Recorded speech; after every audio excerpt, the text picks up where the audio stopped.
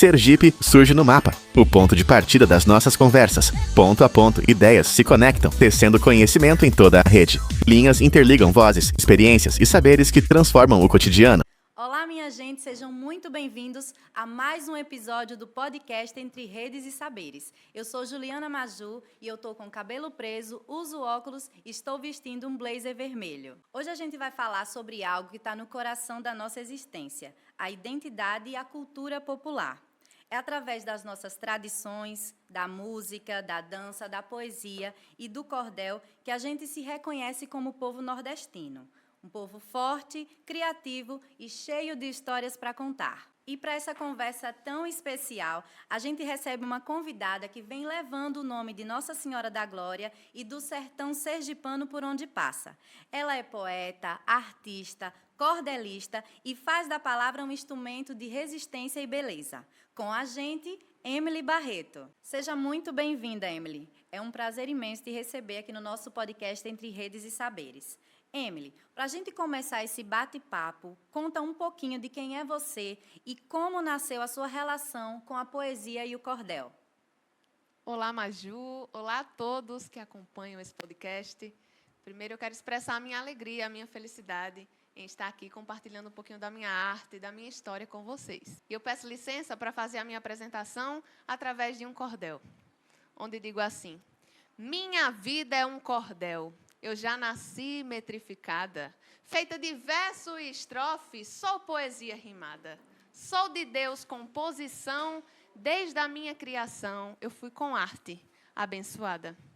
Eu comparo o cordelista a um livre passarinho, voando pelos sertões, pousando de ninho em ninho, pequeno, porém veloz, e através da sua voz, traça seu próprio caminho. Emily, e de onde vem essa inspiração tão viva para transformar o sertão, as pessoas e o cotidiano em versos rimados? Maju, o meu encontro com o cordel foi na sala de aula. E desde então eu passei a me tornar uma leitora e escritora de cordel. E a minha inspiração é no meu cotidiano, né? O cordelista Patativa do Assaré, ele diz: para cada canto que eu olho, eu vejo um verso cibulindo. E isso faz muito parte de mim. Para cada canto que um poeta olha, ele vê poesia. No formigueiro, no balançar de uma árvore, na brisa do vento, já inspirada naquelas coisas que eu via ao meu redor. Então, eu nunca precisei ir muito longe para me sentir inspirada. Pertinho de mim, reparando o modo de falar do meu povo, o modo de vestir do meu povo, o meu povo, eu encontrei inspiração. O tema do nosso episódio é identidade e cultura popular. Quando a gente fala de identidade cultural, estamos falando de tudo aquilo que nos conecta às origens, né? As festas, os sotaques, os gestos, as crenças, o jeito de viver do nosso povo. Na sua visão, Emily, o que significa identidade cultural? Maju, identidade é pertencimento, né? Eu vejo dessa forma. O cordel, ele é um gênero literário que tem essa identidade nordestina, porque ele nasceu no Nordeste, né? Então, ele é genuinamente nordestino e ele traz essa identidade, esse pertencimento, né? Porque você se orgulhar do seu lugar, se orgulhar do seu povo, das manifestações culturais do seu povo, isso, para mim, é identidade, né? A nossa identidade nordestina está no cordel, está no forró, né? Está nos nossos ritmos musicais, no maracatu, no baião, no xote, está nas nossas quadrilhas juninas, nas nossas expressões artísticas. Então, identidade, para mim, é esse orgulho que a gente tem de tudo aquilo que é nosso. Emily, nas suas obras, o que você mais busca expressar sobre o povo do sertão e o modo de viver dessa terra tão cheia de alma? Maju, eu trouxe uma maleta, vou puxar aqui para o povo ver também, né? Uma maleta recheada de cordel. Eu trouxe vários folhetos e vou mostrar aqui para vocês. Sim. E para o pessoal um pouquinho das minhas produções.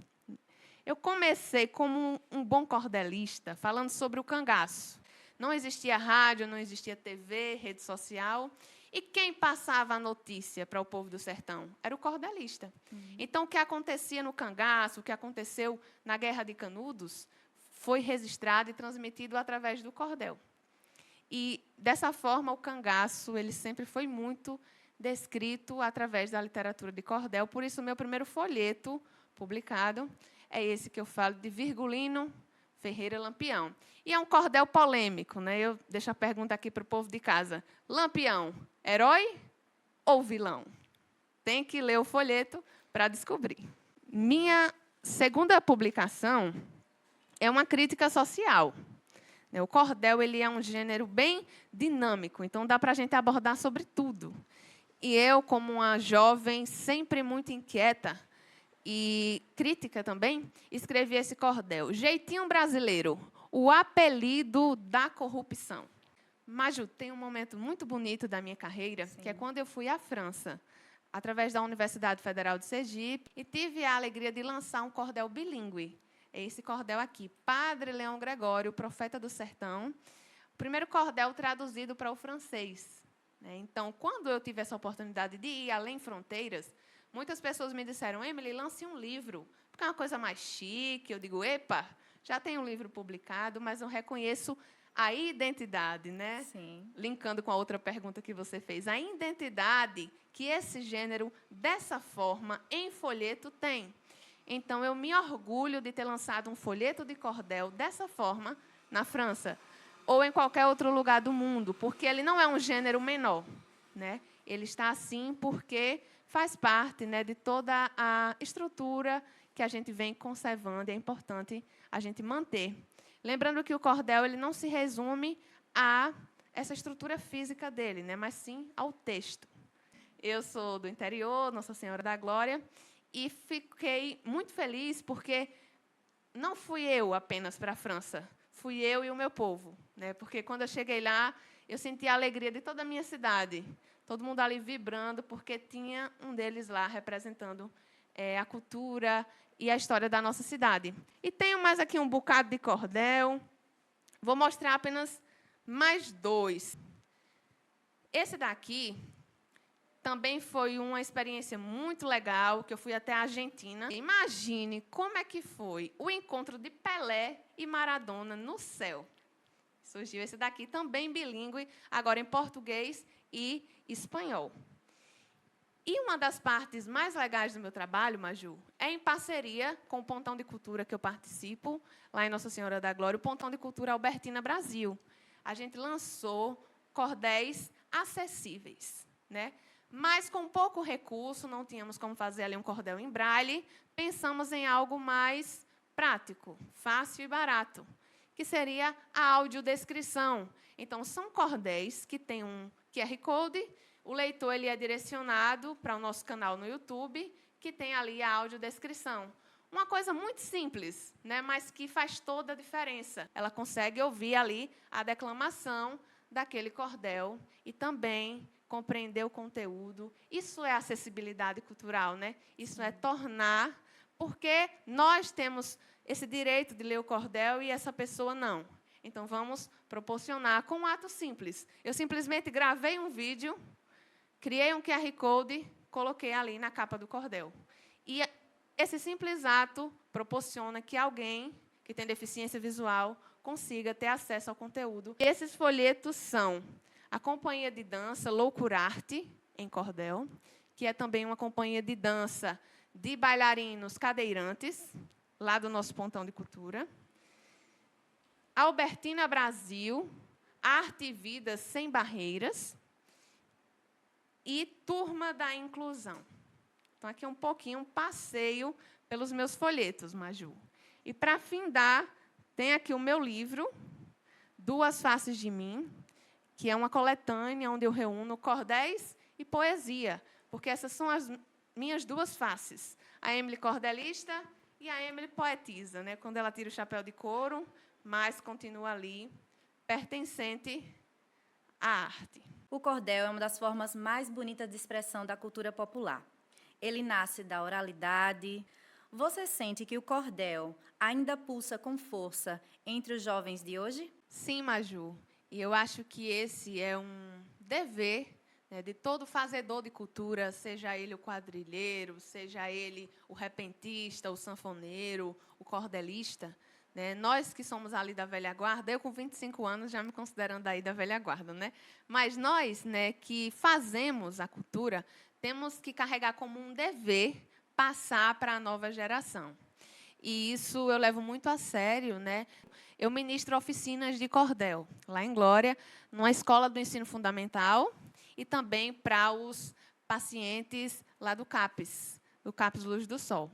Eu faço toda uma oficina mostrando passo a passo, mostro ali a história do cordel, a estrutura e, por fim, nós produzimos um folheto e eles já saem dali do lançamento daquele folheto se considerando cordelistas, né? Então, é muito importante isso, porque, primeiro, eles estranham. Oxe, cordel, a gente chega na escola para fazer a propaganda. Venham para a nossa oficina, gente, vai ser legal. Cordel, e o que é isso? Aí, na primeira aula, eu já coloco para tocar uma toada. E eles dizem, epa, eu tenho um tio que faz toada. Oxe, minha mãe ouve isso no rádio. E eles vão percebendo que está mais próximo deles do que imaginavam. Não é uma coisa de outro mundo e que faz parte do dia a dia deles, do cotidiano deles. Eles só não conheciam por esse nome. E, a partir dali, eles passam a ser leitores e cordelistas. E aí vai se mantendo vivo. E aí eu vou mostrando a eles que nós temos muita riqueza na nossa terra, na nossa região, e que precisa ser valorizada. Então, eu acho importante a existência de pontos de cultura como esse, né, em pontos de cultura como o nosso lá, o Albertina Brasil. Como é ser uma mulher cordelista em um meio que é totalmente dominado por vozes masculinas? Maju, ser mulher é um desafio, né, em todas as áreas. Eu acredito que é um desafio na comunicação, Sim. É um desafio também no cordel, porque é um espaço majoritariamente ocupado por homens. Mesmo que a historiografia não mostre, mesmo que muitos dos nossos folhetos tenham sido assinados por homens, né, o machismo escancarado, o nosso trabalho existe. Nós somos muitas cordelistas e escrevemos bem, porque, infelizmente, Maju, há essa desconfiança do nosso trabalho. Emily, o projeto Tecendo Redes Vivas, que inspira nosso podcast, ele fala justamente sobre fortalecer os laços entre os fazedores e fazedoras de cultura. Na sua opinião, o que mantém viva a cultura popular nos dias de hoje? Eu diria que justamente essa rede, né? Essa rede de apoio entre os artistas, que é muito importante, essa conversa entre as expressões culturais. Eu fiz agora, aprovada pela Lei Aldir Blanc, lá do meu município, eu fiz um recital. E, para a realização desse recital, eu me somei com outras expressões culturais, né? Então, convidei uma bailarina, convidei um sanfoneiro, e há essa interseção de expressões culturais, né? A gente vê que o cordel ele é bonito, mas se eu trago um acompanhamento com sanfona, ele fica mais bonito ainda, né?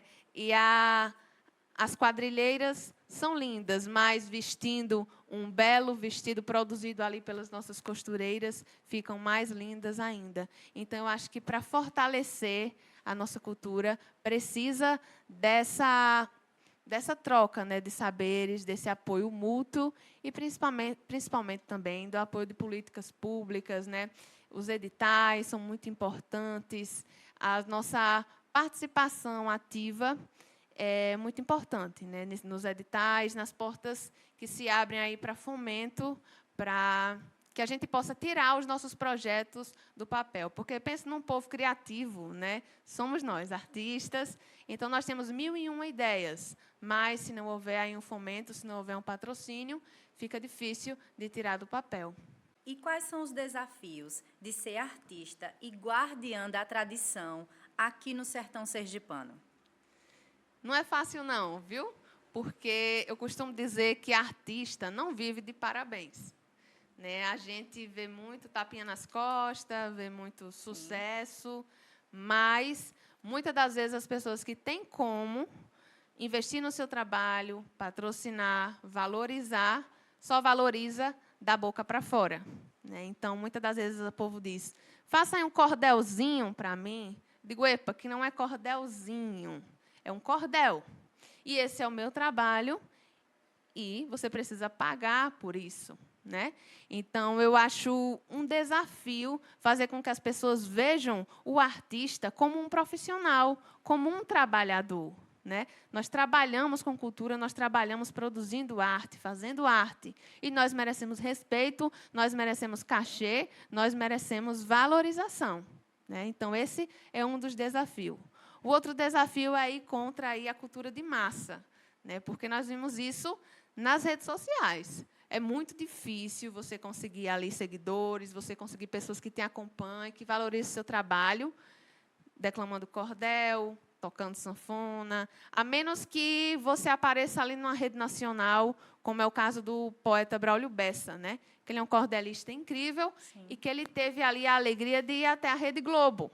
E, estando na Rede Globo, ele ficou conhecido ali nacionalmente e conseguiu ali furar a bolha, digamos assim, né? Mas, para você competir ali com uma dancinha de TikTok, com um funk, com a cultura de massa ali, é muito difícil. Mas a gente continua ali resistindo, né? Até o Braulio Bessa, ele diz uma frase que faz muito sentido. Ele diz assim: o povo não gosta de artista, o povo gosta de famoso. Então, você passa a vida inteira ali fazendo a sua arte, ninguém valoriza. Um dia que você aparecer na Globo, todo mundo vai querer um retrato com você, né? Então, é muito difícil a gente fugir, né, dessa falta de sede por cultura, que, infelizmente, ainda existe na nossa sociedade. Parabéns. Emily, você acredita que a cultura tem poder de transformar vidas e reforçar o sentimento de pertencimento nas comunidades? Sim, Maju, e eu sou um testemunho disso, né? Eu, na abertura do meu livro, no prefácio, eu digo que a arte me tirou do casulo, porque eu era extremamente tímida, envergonhada, retraída, e a arte mudou a minha vida, me transformou, me trouxe para lugares como esse, né, para conhecer pessoas incríveis como vocês, para conhecer outros lugares, outras realidades. A arte e a educação têm esse poder de transformação.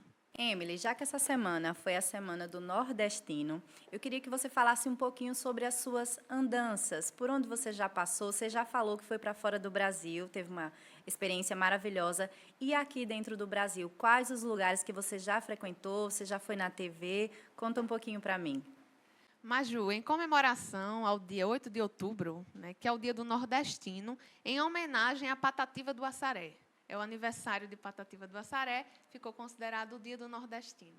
Aí eu recebi o convite da TV Sergipe, bati um papo ali com o Cleverton. Logo mais à tarde, fui até a TV Atalaia. No mesmo dia também, concedi uma entrevista para a Xodó FM. Então, eu acho muito importante a participação da gente na mídia e na TV, levando o nosso trabalho, porque a gente sempre alcança alguém, né, que ainda não nos conhecia.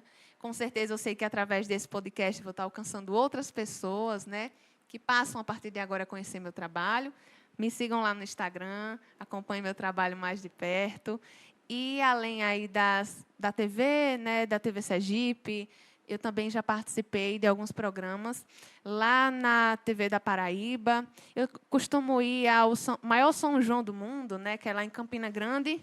E sempre que eu vou, né, eu tenho alguns amigos lá, e eu vou à TV compartilhar aí essa união que tem o cordel com São João.